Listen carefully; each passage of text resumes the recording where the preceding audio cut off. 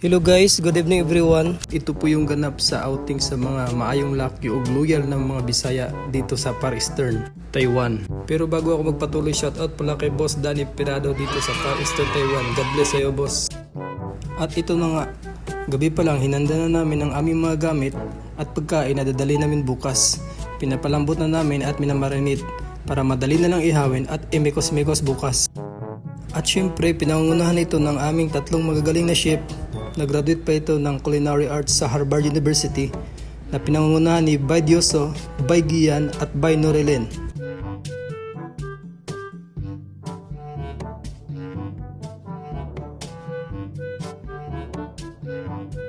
At ito na, umaga na. Umalis kami dito sa dorm namin, magnanihim na. Kasi hinintay pa namin ang aming ibang kasama na galing pang panggabi. At syempre, walang iwanan yan. Sa umaangat na bayan, Team Bisaya yan. At paglabas namin, meron na pala mga taxi nag-aantay. Kaya ano pang inaantay natin? Tara, abanti na!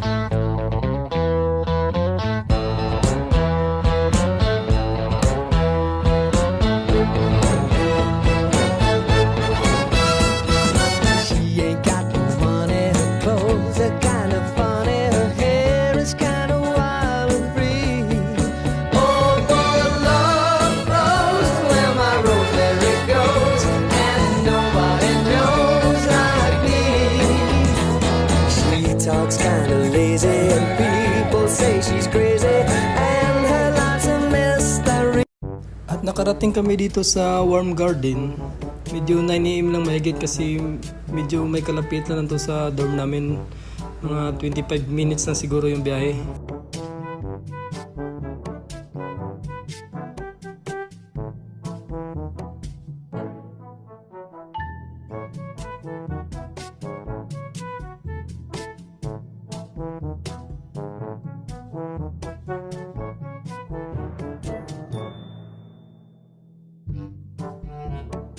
At ito na nga, inumpisahan namin lutuin ang aming dalang isda at karne.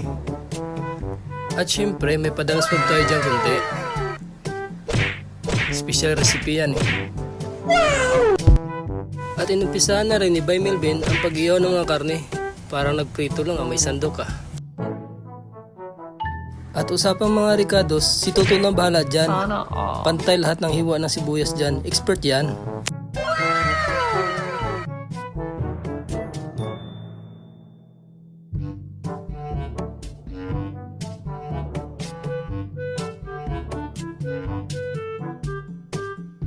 At malapit na rin maluto ang sinigang ng buto-buto ng dragon.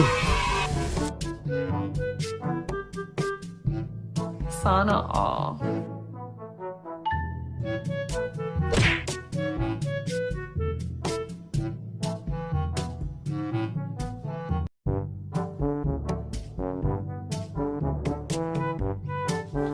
At ito na, luto na at handa na ang lahat.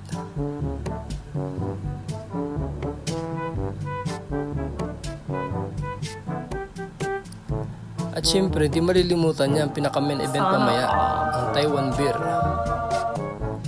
Kaya tara, swimming muna bago kain. Ay mali pala, kain muna bago swimming. Kaya tara, kain na.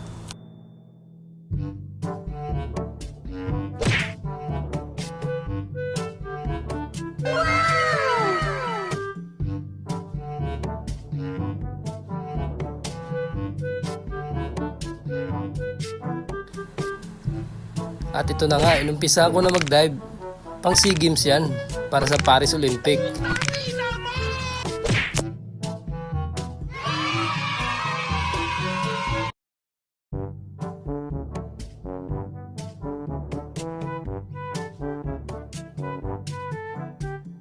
At yun, masaya naman at nag-enjoy ang lahat at nabusog, hindi nga lang nalasing.